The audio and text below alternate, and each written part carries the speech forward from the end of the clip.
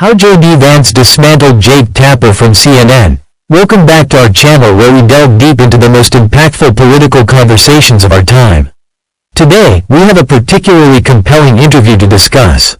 Senator J.D. Vance recently sat down with CNN's Jake Tapper, and the exchange was nothing short of intense.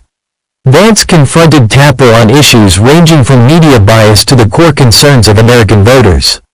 The dialogue was rich with specifics, sharp rebuttals, and thought-provoking moments.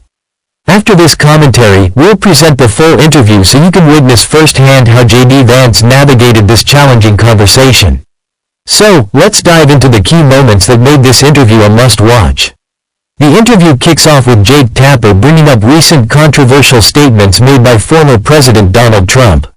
Tapper cites Trump's remarks about expelling Special Counsel Jack Smith and threats to take action against certain election officials. He frames these comments as alarming and potentially authoritarian. Senator Vance immediately challenges this premise, asserting that such interpretations are a result of the media taking Trump's words out of context. The Russia hoax and media credibility. Vance then shifts the focus to CNN's past coverage, specifically the Russia hoax, a term he uses to describe the allegations of collusion between Trump's 2016 campaign and Russia. He accuses CNN of spending years promoting a narrative that was ultimately debunked, suggesting that this undermines the network's credibility. Vance's strategy here is to question the reliability of the media's portrayal of Trump, using past reporting as evidence. Redirecting to policy matters. When Tapper tries to steer the conversation back to Trump's recent statements, Vance redirects the dialogue to current policy issues. He emphasizes that Trump's campaign is focusing on tangible concerns like lowering grocery prices, achieving energy independence, and securing the southern border. Vance questions why the media isn't giving more attention to these topics that directly affect the American people. Discrediting critics within Trump's circle. The conversation heats up when Tapper mentions criticisms from former Trump administration officials such as John Kelly and General James Mattis. Vance counters by questioning their motives, suggesting that policy disagreements, particularly over military interventions, might influence their negative assessments of Trump. He implies that their critiques are less about principled stances and more about personal vendettas. Defending against allegations of authoritarianism. Tapper raises concerns that Trump's rhetoric resembles that of authoritarian leaders. Vance firmly disagrees, arguing that equating Trump's actions to fascism is a gross exaggeration. He points out that such labels are divisive and distract from substantive policy debates. Vance insists that while Trump's style may be unorthodox, it doesn't constitute a threat to democratic principles. Calling out media priorities. J.D. Vance takes a moment to critique the media's focus. He accuses CNN of prioritizing sensational stories over pressing issues like the economy and national security. Vance urges Tapper to consider why topics that matter most to voters aren't receiving the attention they deserve.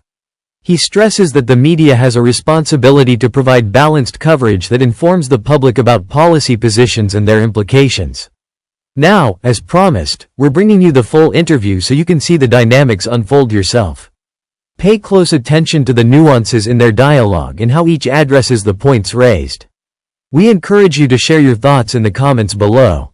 Do you think the media focuses too much on controversy over policy? About things that he wants to do that are feeding into this concern that people like John Kelly and General Mattis and General Milley have. He said on Friday, Special Counsel Jack Smith should get thrown out of the country. He's threatened to arrest election officials who cheated. We know that he believes a lot of people cheated that did not cheat. Yes, if you violate the law, you should be arrested. Yes. No one disagrees with that, but he's talking Apparently you do, based on the way you're asking the question. No, based on the fact that he's accused people that didn't break the law of breaking the law when it comes to the election. And if you want to revisit that, I'm happy to. But Liz Cheney, he said, should be put before a war tribunal. None of that sounds fascist to you at all? No, of course it doesn't. Of Putting course Liz it Cheney doesn't. before a military tribunal? First of all, I don't buy into the premise of what you're saying, Jake, because I just on things that I know that he said, on things that I know that he said, you're imputing things, you're taking words out of context, you're taking two separate conversations and pretending that they were made at the exact same time. So I'm rejecting the premise of your question. I frankly don't believe what you're saying about Donald Trump's words. If you'd like to put up a clip and actually put him in context, I think the American people would realize that Donald Trump is a hell of a lot more reasonable than the people like Liz Cheney who would like to lie us into war. Now, Jake, we also have to remember, step back a little bit. Well, ask yourself a basic question about network integrity. You guys talked about the Russia hoax nonstop. The FBI was investigating it. The FBI was investigating it, and so we covered them. And so you took the words of unnamed FBI agents and put them on your network as if they were the gospel truth. You did it again and again. A viewer of your network would have believed that Donald Trump and Vladimir Putin conspired in 2016. No. That was totally and preposterously false. No. Well, that's what you just said is why. false. We covered an FBI investigation. I don't know why you want to talk about the FBI investigation. You covered it in a way that gave credence to anonymous sources' accusations. You did it yourself. Your network did it, Jake. But again, can we talk about the issues that Americans care most about? I'm talking about things that Donald Trump has said. Yes. If you have an issue with whether or not he's talking about the economy enough, that's between you and your running mate. I'm talking about things he has said this week. Every single rally that he does, he talks about how he wants to unleash American energy so we can lower the cost of groceries. He talks about the fact that housing has become unaffordable. He talks about the wide open border, Jake. Kamala Harris and her allies, it's interesting. Kamala Harris and her media allies, and I would put CNN in this category. You guys seem to care. I'll tell you that. They wouldn't. Well, they should watch your network more because you guys seem to care more about Donald Trump's past than the future of the American people. We're running this campaign on making the American dream. I'm specifically asking about how Donald Trump is going to be president in the future should he win, and then we're being told he's going to pursue economic policies that lower the cost of groceries and make life more affordable again. He talks about it every single day on the campaign trail, and so do I. What you're talking about is an anonymously sourced story, or one guy nothing anonymously sourced. Or one guy who is a disgruntled employee. I told you five other people pushed back against him and said that what he said was dishonest. So why don't we talk about the policy that's affecting American citizens and not what Donald Trump allegedly said, according to one guy who's pissed off because he got fired by Donald Trump? I didn't bring up any of the things that he said. He said I didn't bring up. You brought up John Kelly, and that I just described. I brought up John Kelly's